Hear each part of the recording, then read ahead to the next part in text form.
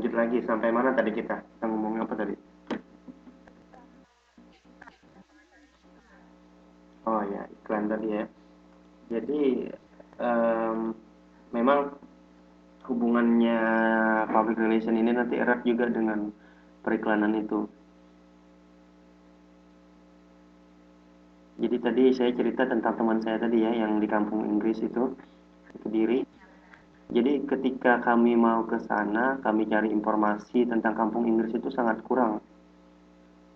Jadi dia berinisiatif untuk buat blog.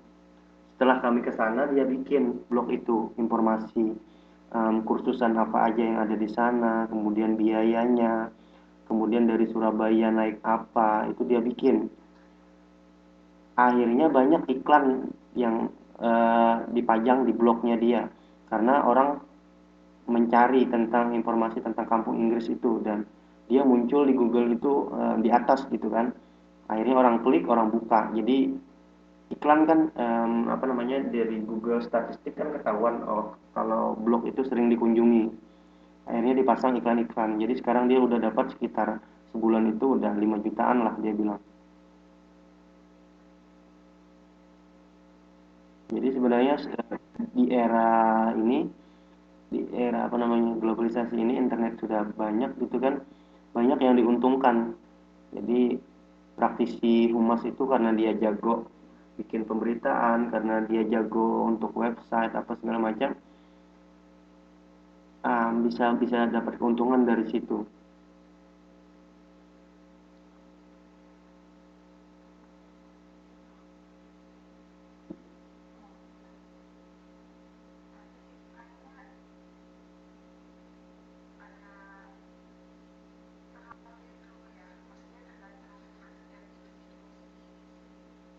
Ya makanya saya bilang tadi seorang praktisi public relation itu harus mempunyai skill-skill itu tadi, baik skill menulis, skill berbicara. Kalau berbicara kan nanti mereka harus ada lagi nanti kalau ngambil fokusnya public relation itu pasti akan ngambil namanya mata kuliah public speaking, berbicara di depan umum. Nah, itu salah satu skill yang harus dimiliki juga oleh public relation. Karena penting kan, karena dia akan sering berbicara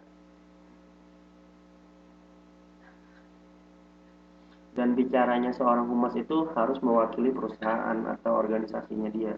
Nggak boleh kepentingan pribadinya dia, tapi kepentingan orang banyak gitu kan.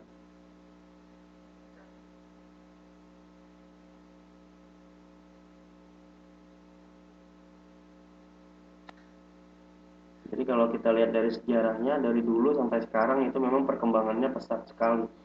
Apalagi semenjak yang di Amerika banyak perusahaan, banyak banyak gerakan-gerakan gitu kan, banyak organisasi menuntut kebijakan-kebijakan, kemudian masalah apa namanya rasis apa segala macam seperti itu, akhirnya bermunculanlah teori-teori tentang public relation ini.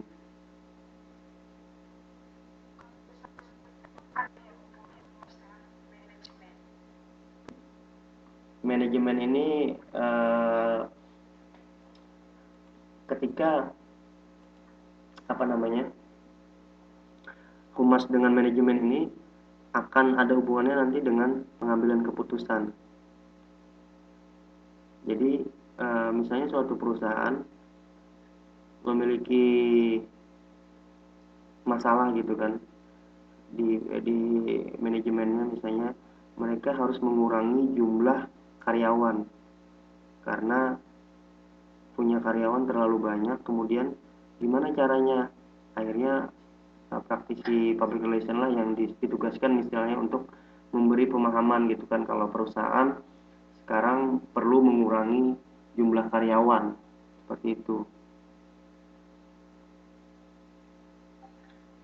Kemudian untuk meningkatkan pendapatan gitu kan, jadi strategi manajemennya seperti apa, itu juga PR biasanya dilibatkan, misalnya memberi pelatihan kepada karyawan gitu kan, pelatihan apa, pelatihan peningkatan kinerja. Akhirnya didatangkanlah nanti pelatih-pelatih gitu kan. Nah, itu biasanya difasilitasi oleh PR. PR yang mengadakan kegiatan itu. Misalnya pelatihan apa gitu kan.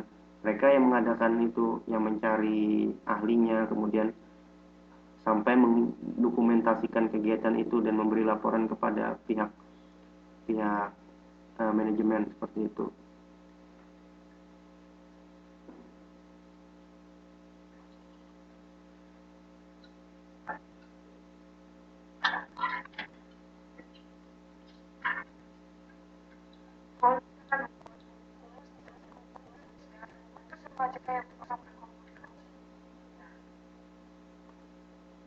Bagaimana bagaimana?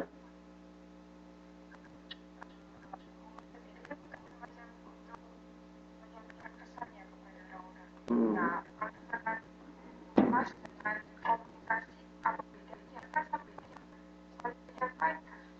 Oke, jadi kalau pertanyaannya seperti itu, bedanya adalah kalau komunikasi dengan humas itu adalah proses dan bentuknya gitu ya. Jadi yang disampaikan itu namanya komunikasi. Sedangkan humas ini adalah dia melakukan komunikasi, kemudian bisa dibilang si pelaku komunikasi itu tadi. Dan memang seorang humas itu ya bisa dibilang subjeknya, makanya dibilangnya praktisi PR gitu kan, praktisi humas. Dia yang melakukan komunikasi itu.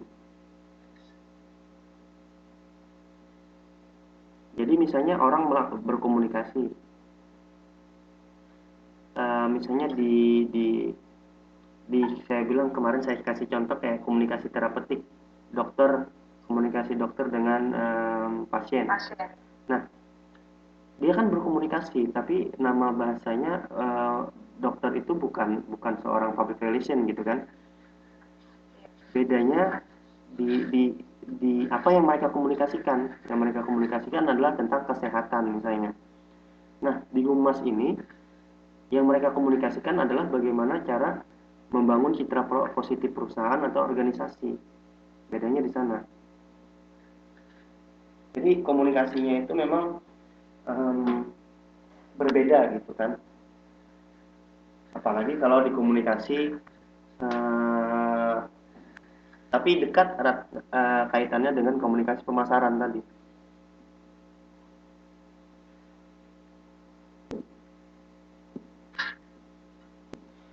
Jadi hampir semua instansi sekarang di Indonesia, kemudian hampir semua organisasi sekarang sudah memakai yang namanya public relation untuk meningkatkan kinerja instansinya atau perusahaannya itu.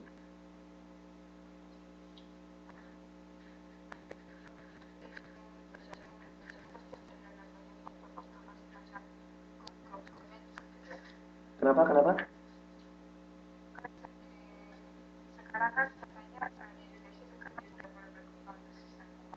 Hmm.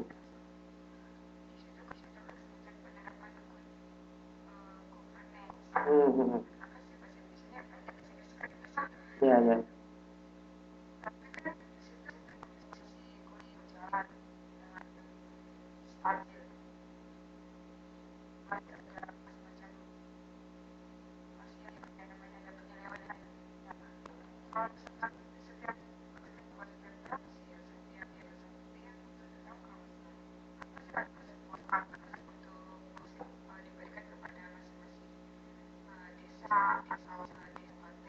Hmm.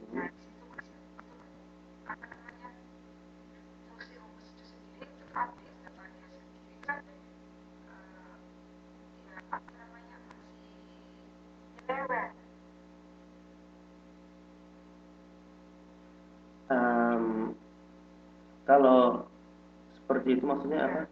Uh, fungsi humas yang maksudnya itu di luar dari apa ya? Di luar dari konteksnya humas itu sendiri sebenarnya gitu kan. Kalau toh ada penyelewengan, kalau toh ada ini itu memang dari kalau di perusahaan itu memang dari pihak manajemen atau karyawannya sendiri, tapi ke, fungsi humasnya itu sendiri tidak sampai sejauh itu gitu loh.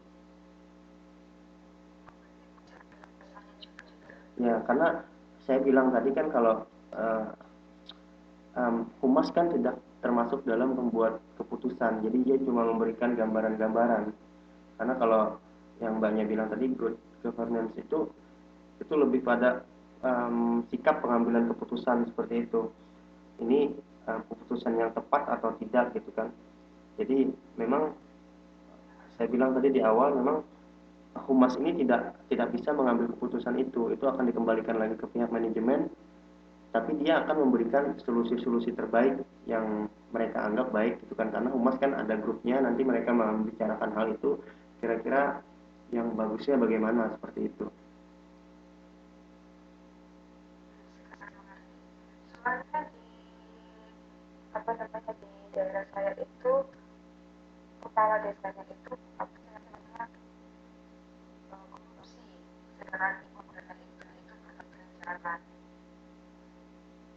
Tapi definisi korupsinya itu di situ malah apa namanya malah berjalan. Jadi kalimat-kalimat sama definisi korupsinya itu enggak apa namanya itu ya enggak terbuka. Nah sedangkan kan kalau kalau dari definisi aja good governance itu keterbukaan, pengambilan keputusan yang baik dan terbuka gitu kan. Jadi memang kalau dari sisi humasnya dia nggak bakalan bisa disalahkan lah maksudnya, karena kalau dari kinerjanya juga seharusnya humas yang baik itu ya memberikan memberikan pilihan gitu kan kepada atasannya, oh seperti ini, apalagi kalau sudah terjadi korupsi itu kita nggak bisa menyalahkan humasnya, apalagi ini karena kemungkinan besar dia tahu tapi tidak bisa berbuat apa-apa seperti itu, karena kembali lagi keputusan itu nanti ada di pimpinan tertingginya kan. Jadi diingat ya, kalau di humas nggak bisa memutuskan gitu kan atau membuat uh, apa namanya, tidak bisa membuat decision making gitu ya, yang bisa membuat itu manajemen, tapi mereka bisa memberikan ya penerangan, gambaran-gambaran seperti apa kayak gitu. Jadi Pak, hmm, kalau gimana demokrasi politik bagaimana maksudnya gimana demokrasi politik itu kan demokrasi politik untuk mendorong perkembangan humas? Kan yang namanya demokrasi itu keterbukaan dan itu publik yang menentukan gitu kan ya. Nah jadi memang um, harusnya terjalinlah komunikasi yang baik gitu kan antara masyarakat gitu kan atau yang dibilang rakyat dengan pimpinannya, dan itu di penghubung lidahnya tadi di humasnya itu tadi, biar antara masyarakat dengan pimpinannya itu bisa terjalin suatu komunikasi yang efektif, karena nggak mungkin dong misalnya seorang presiden misalnya menanggapi semua apa yang dibicarakan oleh rakyatnya, misalnya kayak Pak Jokowi di Facebooknya beliau banyak permintaan masyarakat, banyak tanggapan, banyak kritikan dan saran, itu kan yang menjawabnya kan humasnya gitu ya atau juru bicaranya. Nah dia akan bicara tapi mewakili mewakili seorang presiden gitu kan, jadi di situ dia harus netral, tidak boleh memakai egonya dia gitu kan, akhirnya harus menjawab dan mengarahkan pertanyaan-pertanyaan itu, apalagi kalau yang nanyanya nih haters gitu ya, itu harus bisa diarahkan, mereka harus bisa meredam situasi itu kemudian mengarahkan lah pembicaraan supaya lebih bagus gitu kan. Jadi memang kalau di sistem demokrasi ini semuanya harus terbuka sekarang kan, makanya Pak Jokowi setiap kegiatan dia pasti akan upload di Instagram, di Facebook gitu kan, supaya apa, memang supaya untuk membangun citra positif itu tadi penting, dan itu memang kerjaan humas.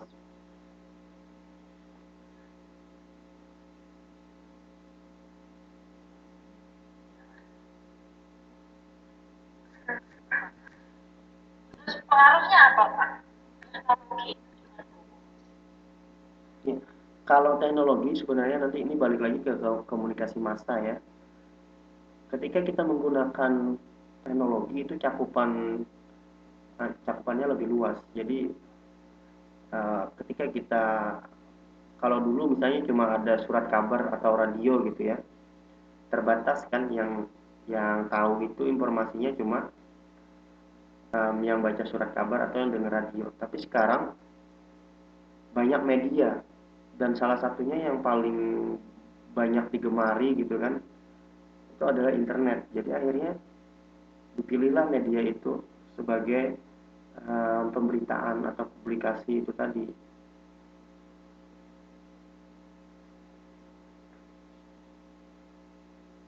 Jadi kalau internet sekarang apa-apa lebih gampang dan lebih mudah diakses.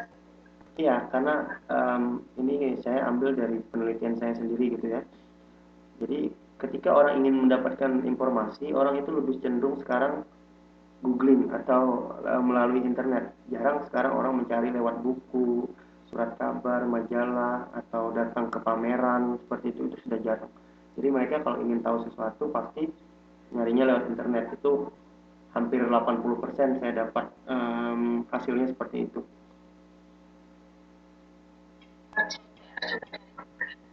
Ya, itu apa maksudnya? Itulah kehebatan teknologi sekarang gitu kan.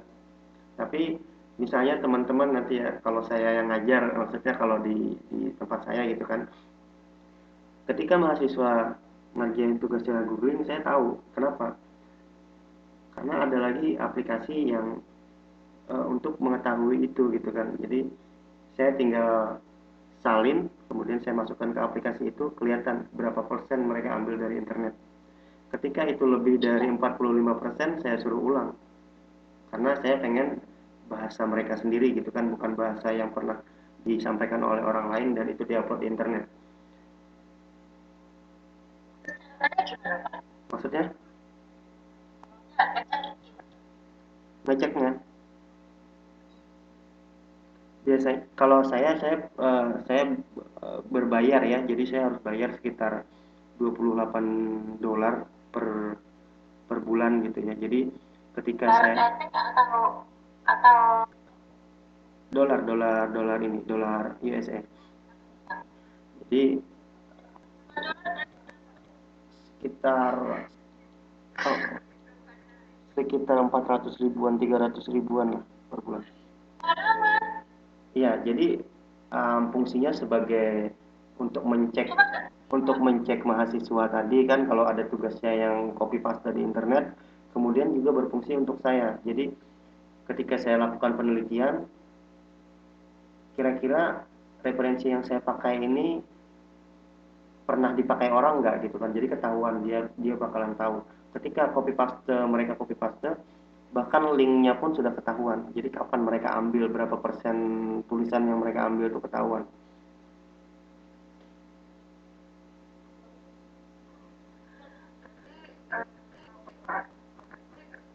dalam diskusi antara kampus itu juga Forum diskusi maksudnya? kita kan biaya forum diskusi Oh itu. enggak, kalau Nah, kalau itu saya cuma terapkan di politeknik saya gitu kan ketika mahasiswa mengerjakan tugas. Kalau di UTS ini saya cuma tutor konsultasi seperti ini, enggak melakukan itu gitu kan. Kalau saya sampai terapkan itu di UT, saya rasa UT juga belum melakukan itu karena em, kenapa? Maksudnya malah kalian diarahkan memang untuk cari informasi itu di internet kan. Nah, kalau di politeknik saya itu sudah nggak boleh lagi, maksudnya ketika mereka ngerjain tugas ngambil di internet gitu kan. Nah, itu mm-mm.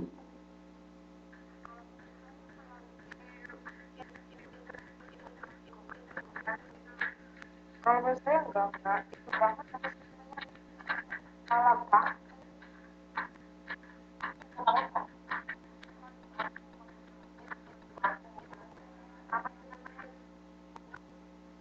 untuk memahami dari isi kalimat tersebut Ada sudah agak lama saya, tapi kalau sekarang ini kan tahu. Ya, makanya saya bilang lebih lebih lebih enak itu dengan bahasa sendiri. Makanya biasanya mahasiswa saya suruh ulang, tulis dengan bahasamu sendiri gitu kan.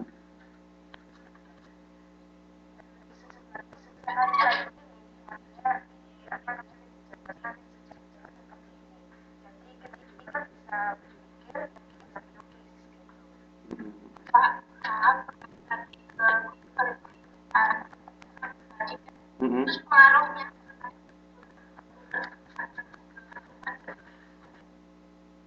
Pengaruhnya, pengaruhnya sangat positif gitu kan, karena memang kalau good governance itu kan dia menganut sistem keterbukaan publik gitu ya. Sedangkan di Humas kan sama, dia terbuka kepada publik, kemudian harus efektif dan efisien, responsif juga, dan transparan gitu kan, mengikuti mengikuti peraturan-peraturan lah. Jadi kalau untuk good governance sendiri dengan Humas itu sangat positif dia.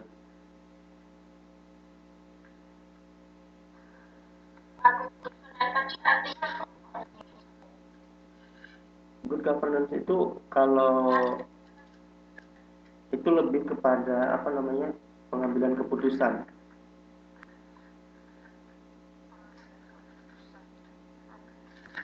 Tapi di sini yang dimaksudkan itu adalah prosesnya loh, prosesnya. Jadi bukan hasil akhir loh ya. Jadi prosesnya gitu. Jadi proses pembuatan dan implementasi dari keputusan itu tadi, itu yang dibilang good governance. Jadi ini bukan masalah benar atau salah keputusan itu gitu kan, tapi prosesnya tadi ya seorang PR yang baik akan menyampaikan kepada manajernya misalnya, ini loh solusi terbaik seperti itu.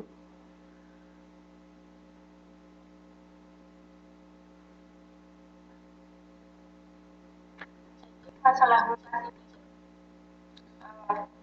kita dianjurkan untuk bisa bisa membicarakan pendapat kita secara pemahaman yang kita. Bisa dibilang seperti itu gitu kan, dan untuk kepentingan bersama gitu, penengah lah gitu ya, kita anggap sebagai mediator penengahnya gitu kan.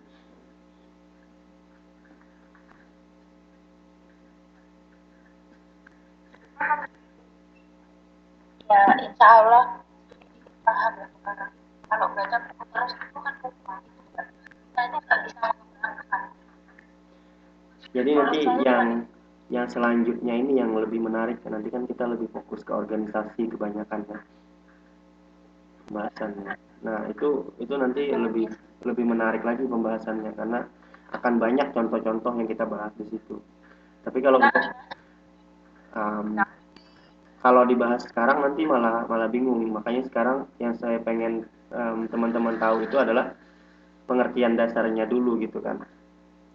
Karena berangkat dari pengertian dasar itu nanti teman-teman bisa membahas tentang organisasi PR itu sendiri gitu kan.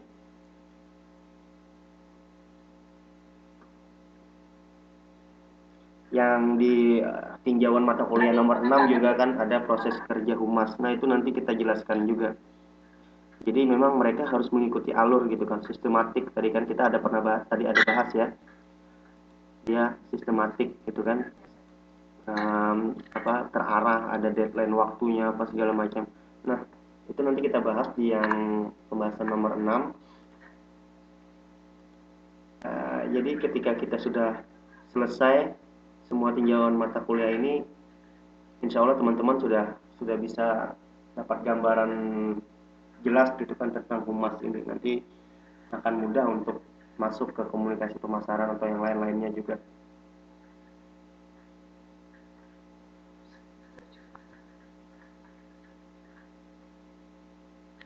Apalagi yang di nomor 9 itu nanti profesi dan etika humas itu tuh banyak banget itu pembahasan. Saya punya satu buku itu tebalnya hampir 300 lembar, itu hanya untuk membahas etika humas.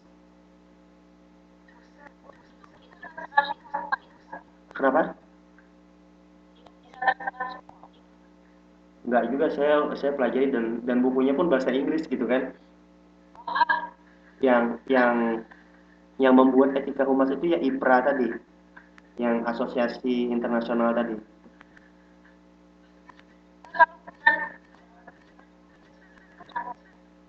Kenapa? Mungkin sekarang sudah ada ya di apa namanya diterjemahkan gitu kan, atau dibukukan jadi buku Indonesia. Tapi kan karena mereka internasional jadi dipakainya bahasa Inggris memang.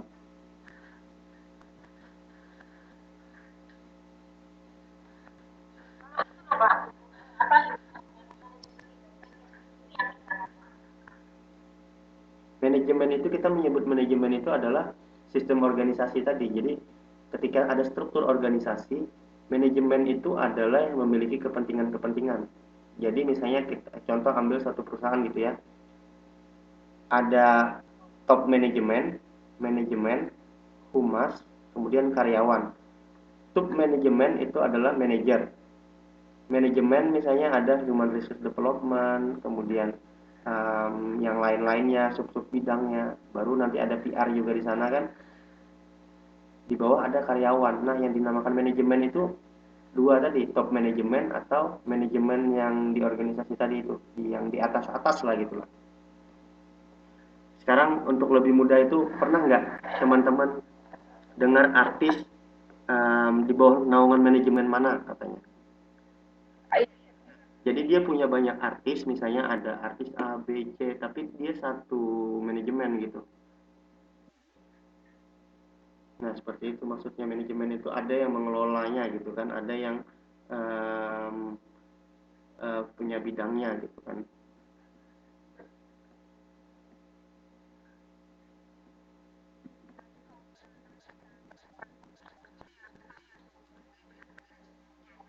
Iya, seperti itu.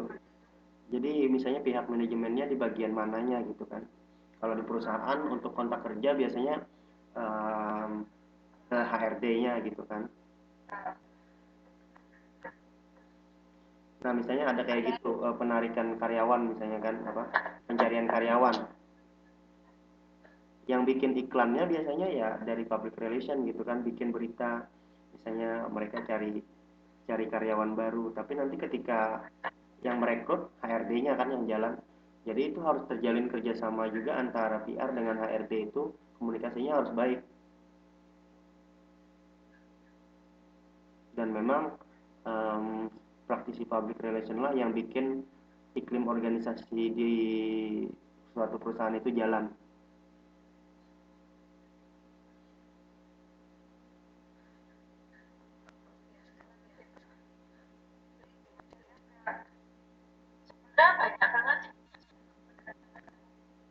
Ya, kalau punya pertanyaan lagi nanti bisa di apa ditanyakan di chat gitu kan, atau di Facebook di mana. Saya rasa untuk malam ini itu kita bisa sudahi aja ya. Udah ya. Jadi untuk malam ini kita sudahi sampai di sini dulu ininya, tutornya. Ketika teman-teman ada pertanyaan, sebenarnya untuk tutor konsultasi ini yang paling penting itu adalah ketika teman-teman tanya gitu kan pakai chat atau apa segala macam, itu lebih lebih bagus karena nanti ada bukti tertulisnya. Tapi kalaupun seperti ini tuh tahun kayak gini kan kita rekam juga ada bukti pembelajaran tanya jawab apa segala macamnya gitu kan, dan teman-teman bisa mengulang lagi. Jadi sebenarnya banyak bagus aja dua-duanya, tapi harusnya teman-teman lebih aktif lagi nanya gitu kan. Oke, kalau uh, uh, oke, kalau nanti teman-teman ada pertanyaan bisa aja ya. Jadi kirimkan pertanyaannya ke Facebook saya, nanti saya akan jawab gitu kan. Jadi satu-satu, jadi lebih fokus nanti ini. Ada pertanyaan, ada jawaban gitu kan. Kalau di sini kan kita ngomong lebih kayak diskusi gitu kan. Oke, Oke, saya rasa cukup untuk malam ini. Terima kasih dan habis ini saya akan upload langsung ke YouTube, saya akan kasih linknya. Oke, sampai jumpa lagi di kelas yang lain ya. Siap, Pak. Terima kasih. Oke, selamat malam.